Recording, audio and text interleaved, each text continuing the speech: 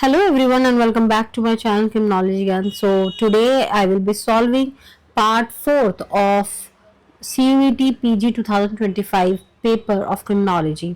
Now question number 51 से start करते हैं. क्वेश्चन नंबर 50 तक मैं ऑलरेडी चैनल पर अपलोड कर चुकी हूँ. अगर आपने अभी तक नहीं देखा है तो आप जाकर चैनल पर चेक कर सकते हैं उसे.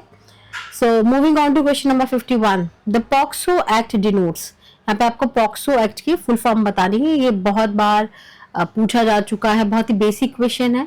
फिर भी ऑप्शंस देख लेते हैं क्या क्या है हमारे पास. The protection of children from sexual offences act, the prevention of children from sexual offences act, the promotion of children against sexual offences act, the protection of children about sexual obligation act.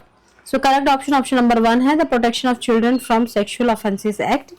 इससे related explanation भी देख लेते हैं. जो POCSO act है वो 2012 में आया था और ये एक स्पेशल लॉ है जिसमें जो भी बच्चे हैं जिनके साथ सेक्सुअल असॉल्ट हुआ है या हरासमेंट या पोर्नोग्राफी हुआ है उसको प्रिवेंट करने के लिए या अगर उनके साथ हो चुका है तो स्ट्रिंजेंट पनिशमेंट देने के लिए एक्यूज्ड को या ऑफेंडर को इस एक्ट को बनाया गया है. और इसके अंदर बहुत सारे स्पेशल प्रोविजंस हैं जो कि बाकी नॉर्मल आईपीसी या बीएनएस की बात करें तो उसमें नहीं थी. जैसे कि चाइल्ड फ्रेंडली लीगल प्रोसीजर्स की बात हो गई, स्ट्रिंजेंट पनिशमेंट की बात हो गई, in camera trial, special courts for speedy justice and burden of proof जो है वो अक्यूज पर रहता है. ये सारे कुछ स्पेशल फीचर्स हैं पॉक्सो एक्ट के. Moving on to next question 52 कहता है which of the following statements are true with regard to foster care. इनमें से कौन सा जो स्टेटमेंट है वो फोस्टर केयर के रिगार्डिंग सही है. ऑप्शंस क्या है आपके पास. It is a means of alternative care under the J J act other than child biological family. तो ये एक ऑल्टरनेटिव केयर होता है जेजे एक्ट के अंदर. मेंशन्ड है फोस्टर केयर के बारे में बच्चे के बायोलॉजिकल फैमिली को छोड़कर दूसरे ऑल्टरनेटिव केयर दिए जाते हैं उसमें. So this is one of the option. Second, it always precedes and leads to legal adoption. ये हमेशा लीगल एडॉप्शन पर जाएगा, मतलब जिस भी बच्चे को हम फोस्टर केयर में रखते हैं वो बच्चा लीगली एडॉप्शन के लिए अवेलेबल होगा. Option number C, it is keeping a child in need of care and protection in a family temporary as identified by the district child protection unit. इसमें क्या है कि बच्चे को एक टेम्पररी फैमिली में रखा जाता है और वो फैमिली कौन आइडेंटिफाई करती है, डीसीपीयू है ना, district child protection unit. Option number D क्या है, it may result in legal adoption. इसमें अगर कोई चाहे तो लीगल अडॉप्शन भी कर सकता है. सो देखो करेक्ट ऑप्शन क्या होगा, ए, सी एंड डी. ठीक है, ये जो ऑप्शन नंबर बी है ये कहता है कि हमेशा ही लीगल अडॉप्शन होगा, but that is not true. हमेशा लीगल अडॉप्शन नहीं होता है. इट मे बच्चों को जो है लीगल अडॉप्शन के लिए रखा जा सकता है, बट ऐसा जरूरी नहीं है कि जिस भी बच्चों को फोस्टर केयर में हमने रखा है उस बच्चों को हमेशा ही लीगल अडॉप्शन के लिए भेजा जाएगा. सो एक्सप्लेनेशन देख लेते हैं. जेजे एक्ट का सेक्शन नंबर 2 का सबसेक्शन 29 फोस्टर केयर को डिफाइन करता है. इसमें क्या कहते हैं कि बच्चे को हम एक ऐसे एनवायरमेंट में रखते हैं, एक ऐसे डोमेस्टिक एनवायरमेंट में रखते हैं जहां जो कि उसके बायोलॉजिकल फैमिली से अलग होती है और वहां पर उस बच्चे को जो भी उसका केयर होता है, जो भी उसकी जरूरत होती है उन सबको पूरा किया जाता है लाइक अ फैमिली. बट ये एक्चुअल में उसकी बायोलॉजिकल फैमिली नहीं होती, एक ऑल्टरनेट केयर होता है. Next question, question number 53, which of the following are the characteristics of radical criminology. इनमें से कौन से जो है कैरेक्टरिस्टिक्स हैं रेडिकल क्रिमिनोलॉजी के. ऑप्शंस क्या है, it rejects the individualistic approach to crime causation. तो रेडिकल क्रिमिनोलॉजी के बारे में पूछा गया है और बोला गया कि रेडिकल क्रिमिनोलॉजी में इनमें से क्या क्या किसके कैरेक्टरिस्टिक्स हैं. तो पहला क्या है, it rejects the individualistic approach to crime causation. Individual पर डिपेंड करता है कि उसने क्राइम क्यों किया है. Option number B is instead of explaining the fact of deviance with reference to the society within which it occurs, it gives importance to social power. ठीक है, instead जो यहाँ पर deviance जो भी पर्सन ने जो भी क्राइम किया है तो वहां पर सोसाइटी को रेफर ना करके हम इंपॉर्टेंस देते हैं सोशल पावर को. Next option is it questions the rightfulness of law. Law के राइटफुलनेस पर ये क्वेश्चन उठाता है. And option number D is it postulates the free will of deviance. Free will की बात करता है ये डेवियंस के. सो करेक्ट ऑप्शन क्या हो जाएगा आपका, A, B and C only. D D option में नहीं होगा। ठीक है, तो देखो यहाँ पर जो रेडिकल क्रिमिनोलॉजी है वो मार्क्सिस्ट की जो थ्योरी है उस पर अप्रोच करती है।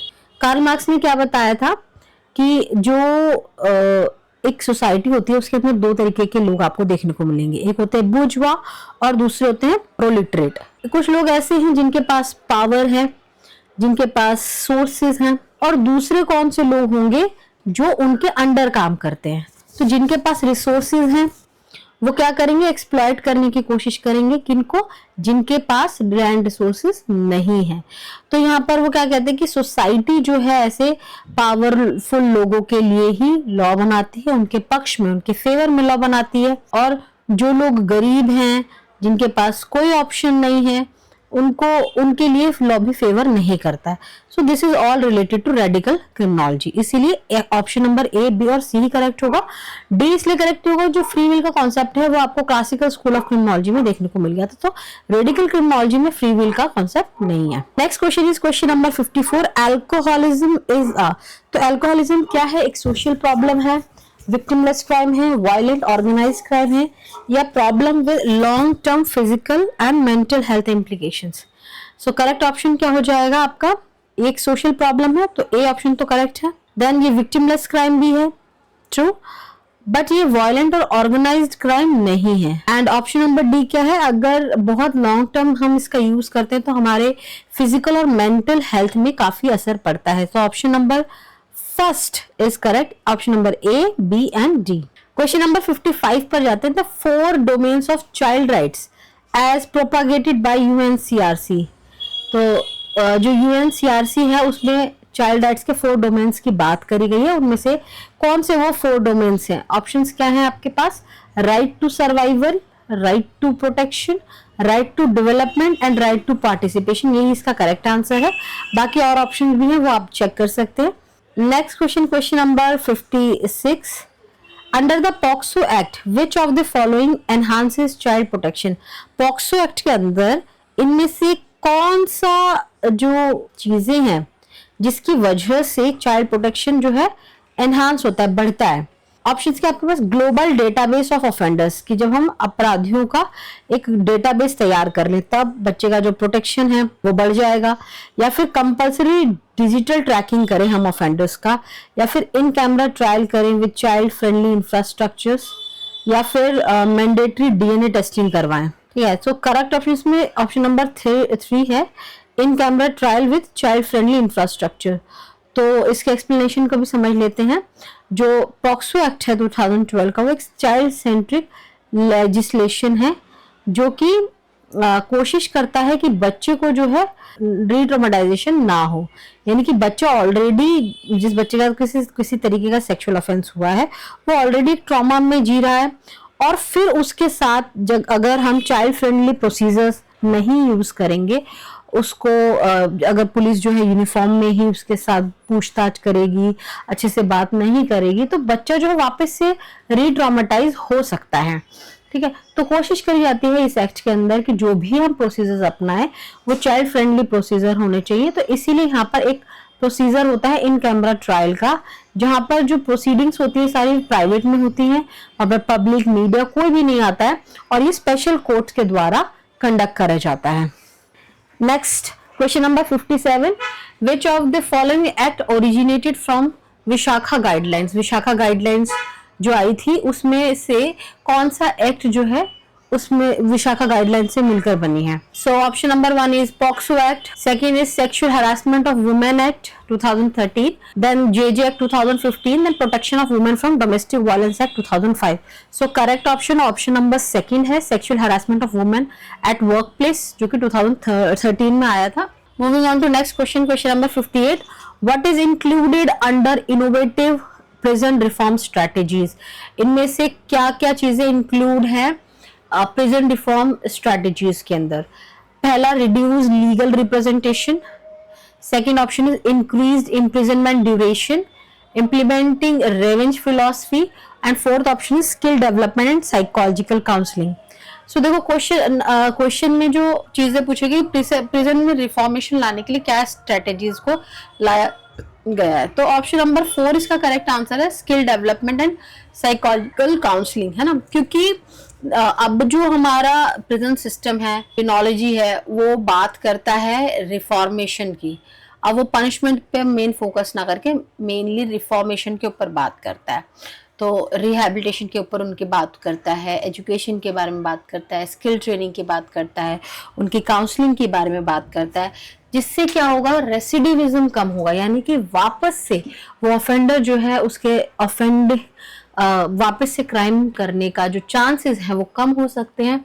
और यहाँ पर मेन फोकस जो है प्रिजनर्स के रिफॉर्मेशन के ऊपर होता है, ना कि उनको पनिशमेंट देने के ऊपर। Next question, question number 59, what is the distinct approach adopted under child labour prohibition and regulation act? इसके अंदर ये जो एक्ट है child labour prohibition and regulation act, इसके अंदर कौन सा मतलब एक अलग स्पेशल जो चीजें हैं वो करी गई हैं? एंड ऑप्शंस क्या है?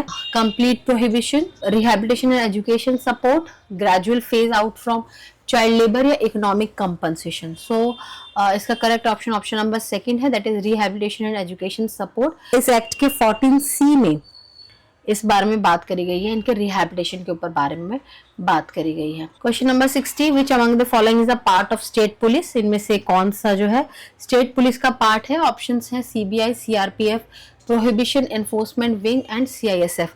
सो correct option option number third है, प्रोहिबिशन एनफोर्समेंट विंग। अब ये होता क्या है, ये क्या है, एक स्पेशल यूनिट होता है स्पेशल स्टेट पुलिस का, जो कि किस पर डील करता है? Liquor prohibition enforcement, illegal liquor trade, narcotics, इन सब के ऊपर डील करती है। तो बेसिकली ये जो जुड़ा हुआ है पीयू है ना, प्रोहिबिशन एनफोर्समेंट विंग, ये तमिलनाडु स्टेट जो है उससे मेनली जुड़ा हुआ है। Next question number 61, what is the primary focus of indecent representation of women act? जो indecent representation करा जाता है वुमेन का, indecent representation मतलब कि जो वुमेन के फिगर को या पेंटिंग्स को बनाया जाता है पब्लिक प्लेसेस पर, बहुत ही गंदे तरीके से बनाया जाता है, उनको रिप्रेजेंट बहुत गंदे तरीके से किया जाता है। तो प्राइमरी फोकस क्या रहता है वुमेन एक्ट का इसमें? Option number 1 is criminal prosecution of the aggrieved party, preventing visual media misrepresentation, social media regulations या workplace dress codes। Obviously option number second इसका correct answer है कि जो भी विजुअल मीडिया रिप्रेजेंटेशन हो रहा है, मिसरिप्रेजेंटेशन हो रहा है, उसको प्रिवेंट करने के लिए ये वुमेन एक्ट बनाया गया है। So this act was enacted to prohibit indecent representation of women through advertisements, publications, writings, paintings, figures, or in any other manner. It mainly targets media, advertisement, posters, book, film, etc. that depict women in any in an indecent or derogatory way. जो भी poster या किसी भी तरीके के books, media जो कि women को डेरोगेटरी वे में शो कर रहे हैं, उसके अगेंस्ट जो है वो एक्ट ये काम करता है। Question number 62, what is one of the most distinct feature of the directive principles of state policy of the Indian constitution? इसमें बताना है हमें जो डीपीएसपी है इसका मोस्ट डिस्टिंक्टिव फीचर क्या है। ऑप्शंस क्या है आपके पास? लीगली एनफोर्सेबल मैंडेट्स, इसको हमें लीगली एनफोर्स करना है, aspirational guidelines for governance, absolute constitutional guarantees या परमानेंट गवर्नमेंट ऑब्लिगेशंस। तो इसका correct option option number second है, एस्पिरेशनल गाइडलाइंस फॉर गवर्नेंस। तो डीपीएसपी में हम बात क्या करते हैं कि जो कॉन्स्टिट्यूशन है वो गवर्नमेंट को गाइड करती है बेसिकली कि आपको किस तरीके से लॉ बनाना चाहिए, बट जो डीपीएसपी होता है वो कोर्ट द्वारा लीगली एनफोर्सेबल नहीं होता है। यह सिर्फ क्या है, ये गाइडलाइंस होते हैं, प्रिंसिपल्स होते हैं जहां पर वो कहते हैं कि आपको इस तरीके से लॉ को बनाना चाहिए सो दैट एक सोशल और इकोनॉमिक डेमोक्रेसी मेंटेन हो सके, ठीक है। मगर ये लीगली एनफोर्सेबल नहीं होते कोर्ट द्वारा, ठीक है। So option number second, aspirational guidelines for governance इसका करेक्ट आंसर है, और इससे रिलेटेड मैंने आपको एक्सप्लेनेशन भी बता दिया। क्वेश्चन नंबर 63, यहाँ पर हमको लिस्ट 1 और लिस्ट 2 दे रखे हैं।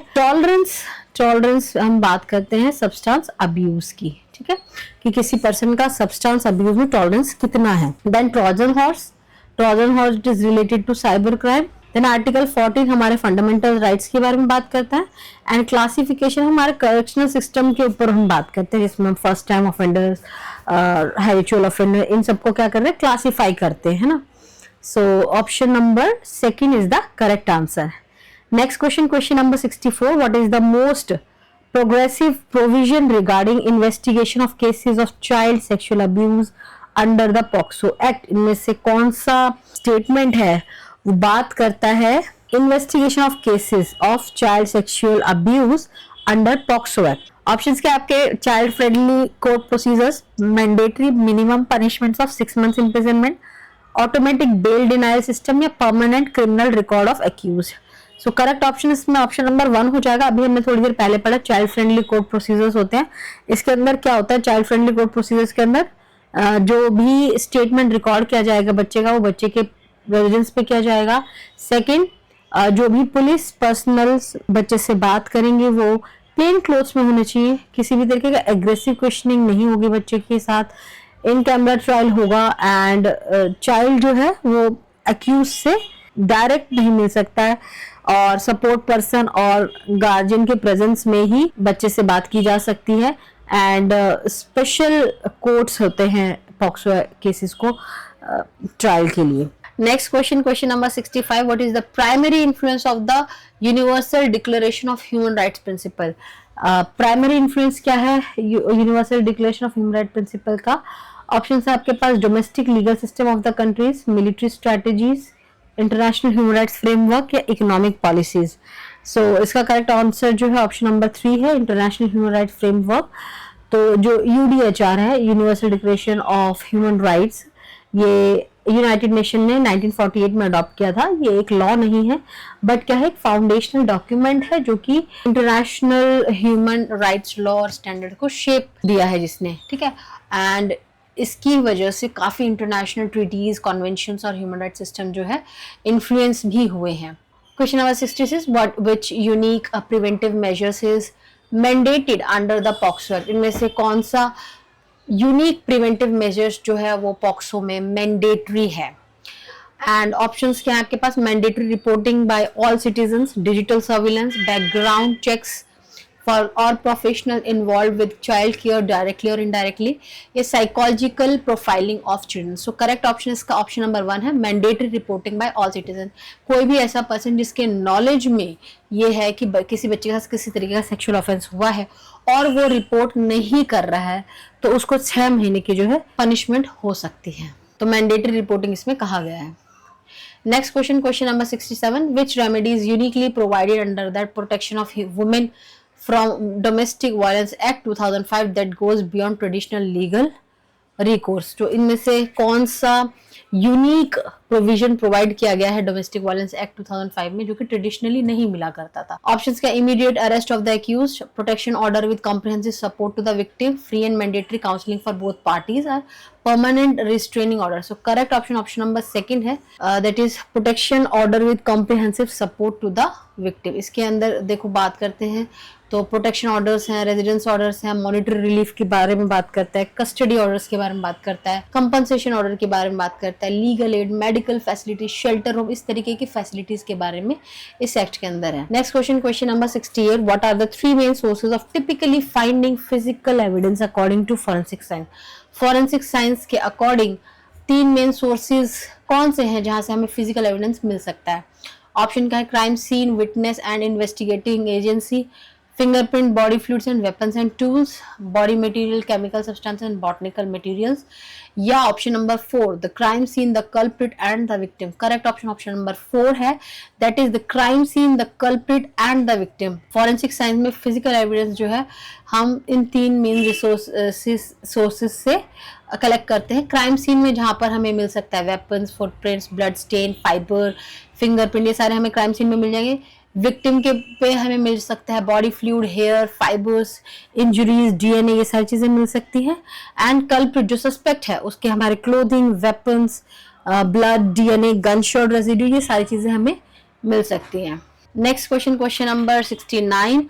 Under the Protection of Women from Domestic Violence Act 2005, the definition of domestic relationship includes. तो जो protection of women from domestic violence act 2005 है उसमें डोमेस्टिक रिलेशनशिप का क्या मतलब है? ऑप्शंस क्या हैं? Only married couples, couples with marriage certificate, only nuclear family relationship या married and extended family relationship. So correct option number 4 है, that is married and extended family relationships. देखो इसके अंदर extended family relationships का क्या मतलब होता है कि अगर कोई पर्सन जो है शेयर्ड हाउसहोल्ड में रहता था या रह रहा है वो भी इंक्लूड हो जाएगा, और अगर उस पर्सन से उसने शादी करी है तो भी वो रिलेटेड हो जाएंगे।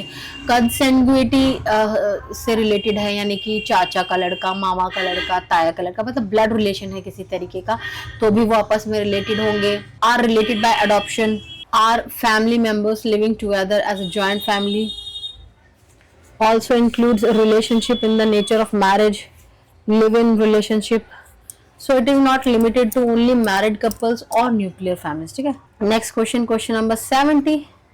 In the Juvenile Justice Act of 2015, children in need of care and protection में कौन से जो लोग बच्चे हैं वो एक्सक्लूड कर दिए जाते हैं? Children engaged in unlawful activities, orphan children subjected to sexual abuse या children working in hazardous conditions.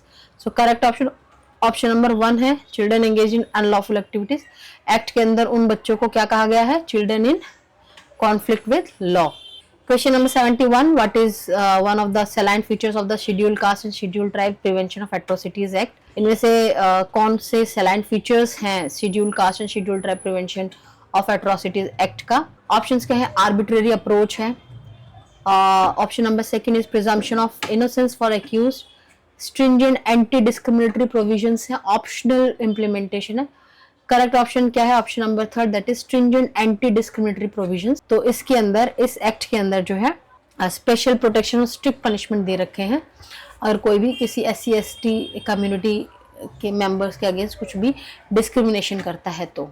Next is question number 72, दो लिस्ट दे रखी है आपको, theory propose and authors. 4 laws of association ये किसने दिया था? एरिस्टोटल ने दिया था। Then theory of differential association तो सदरलैंड ने दिया था, option number 3। Then theory of labelling Howard Becker ने दिया ना। Integrated theory of anti social behaviour ये दिया है मैथ्यू रॉबिन्सन ने। So correct option is option number 2 that is A का 1, B 3, C 2 and D 4। Next question number 73, which of the following offences may be considered as a victimless crime? इनमें से किन offences को victimless crime कहा जाएगा? Options हैं आपके पास, drug abuse, robbery, cyber crime, communal rioting. So correct option number 1 है that is drug abuse. Victimless crime कौन से होते हैं? जनरली इलीगल क्रिमिनल एक्ट होते हैं बट जिनमें आइडेंटिफिएबल विक्टिम नहीं होता, क्योंकि वही पर्सन जो है अपने आप को विक्टिम बना रहा है, तो आइडेंटिफिएबल विक्टिम नहीं है। Then question number 74, what are the 5 ordeals treated as divine mean of proof of the guilt or innocence of the accused in the traditional Indian governance system? तो जो 5 ordeals के बारे में बात करते हैं, पहले ordeals होते क्या है वो समझ लेते हैं। ordeals क्या हो? ये प्रिमिटिव तरीके हुआ करते थे कि किसी भी पर्सन का गिल्ट या इनोसेंस बताने के लिए, तो उसको हम क्या करते, अलग अलग टेस्ट के थ्रू लेकर जाया करते थे कि ये पर्सन अगर इस टेस्ट में पास हो गया तो भाई पर्सन जो है इनोसेंट है, अदरवाइज पर्सन जो है गिल्टी है। तो वो कौन से 5 ordeals हुआ करते थे? Balance, fire, water, poison and कोसा। बाकी और ऑप्शंस भी हैं इसमें, वो भी आप चेक कर सकते हैं। Option number 1 is the correct option. Now the last question is, noted socio-legal researchers Shaw and Mackay propounded tradition of delinquency and transmitted through successive generations of the same region in the same way as language, custom and attitudes are transmitted. How it is known as? तो जो social legal researchers हैं Shaw and मैके, इन्होंने क्या बोला कि किसी भी जो डेलिंक्वेंसी का जो ट्रेडिशन है वो सक्सेसिव जनरेशंस है ना, सक्सेसिव जो जनरेशन होता है उनमें पास होता रहता है, उसी लैंग्वेज, वही कस्टम, एटीट्यूड, इससे ट्रांसमिट होता रहता है। तो इसको क्या कहा गया है? Social disengagement theory, cultural transmission theory, neighbourhood influence of crime theory या crime syndicate theory. So correct option number 2 है that is cultural transmission theory. Specially इसको सोशल डिसऑर्गेनाइज्ड नेबरहुड्स में देखा जा सकता है। So that's it for today's video. I hope ये video informative लगा होगा, और इससे रिलेटेड कोई भी डाउट हो आपके तो आप नीचे कमेंट कर सकते हैं, and I will try to answer all your questions. And Telegram channel का लिंक आपको दे रखा है डिस्क्रिप्शन बॉक्स में, आप वहाँ पर जाकर टेलीग्राम चैनल ज्वाइन कर सकते हैं मेरा। सो मिलते हैं नेक्स्ट वीडियो में, till then bye bye and take care.